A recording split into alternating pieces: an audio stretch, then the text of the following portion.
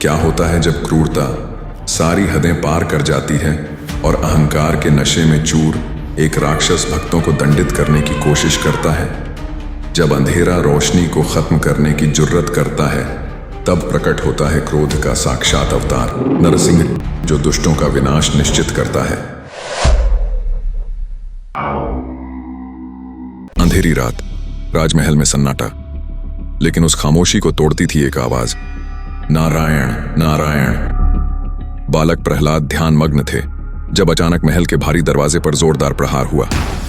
क्रोधित सैनिक गरजे, प्रहलाद, तुम्हारे लिए महाराज का नया आदेश आया है। राजा? कौन सा राजा? वही जिसने देवताओं को चुनौती दी थी, वही जिसने खुद को भगवान मानने का अहंकार पाला था। हाँ, वही असुर सम्राट हिरण्यकश्यप। हिरण्यकश्यप को अपनी अपार शक्ति पर असीम घमंड था। उसने कठोर तपस्या करके ब्रह्मा जी से वरदान प्राप्त किया था, न दिन में मरूंगा, न रात में, न घर के अंदर, न बाहर, न मनुष्य से, न पशु से।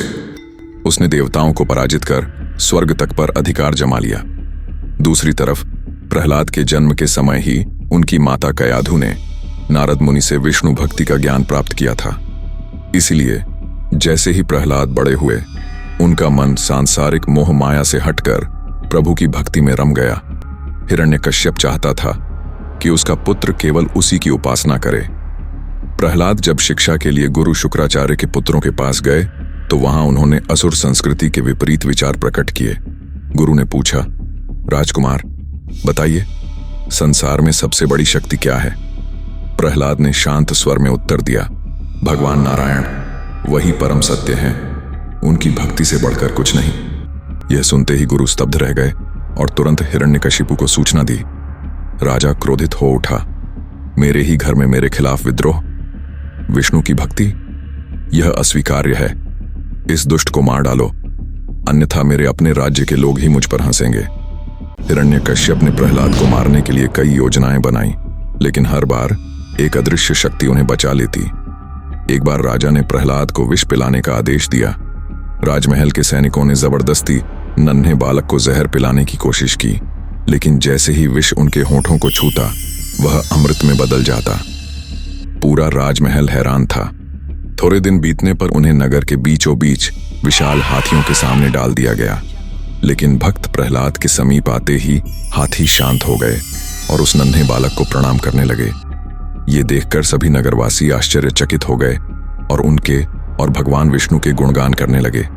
अपने पुत्र और बैरी भगवान विष्णु की ख्याति बढ़ते देख हिरण्यकश्यप मन ही मन जलने लगा और सैनिकों को आदेश दिया कि प्रहलाद को ऊंचे पर्वत से गिराया जाए।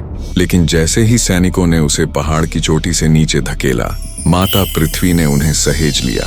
हिरण्यकशिपु परेशान था, आखिर प्रहलाद को मारा कैसे जाए।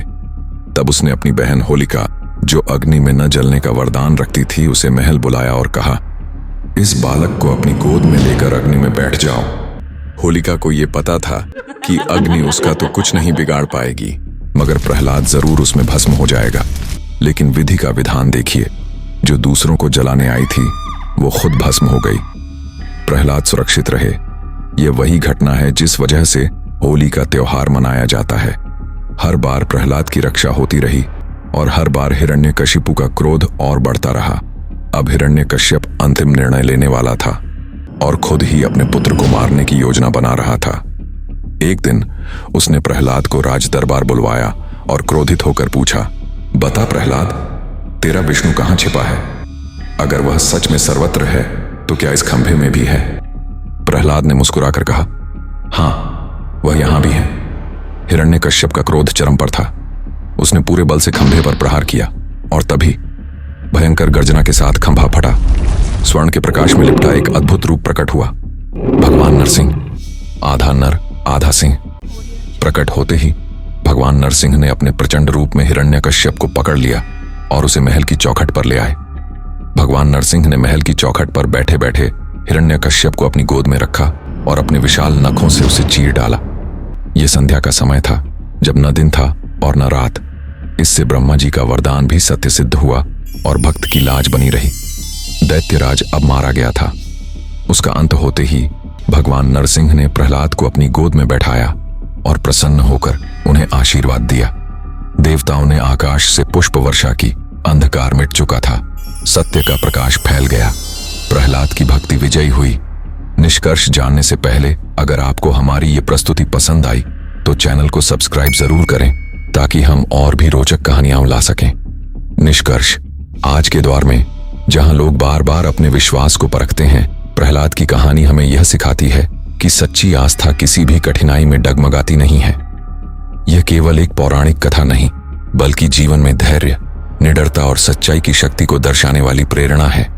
हिरण्यकश्यप हर युग में जन्म लेते हैं, अहंकार में डूबे, सत्य को दबाने वाले, लेकिन हर युग में एक प्रहलाद भी होगा जो निडर होकर सत्य की राह पर चलेगा।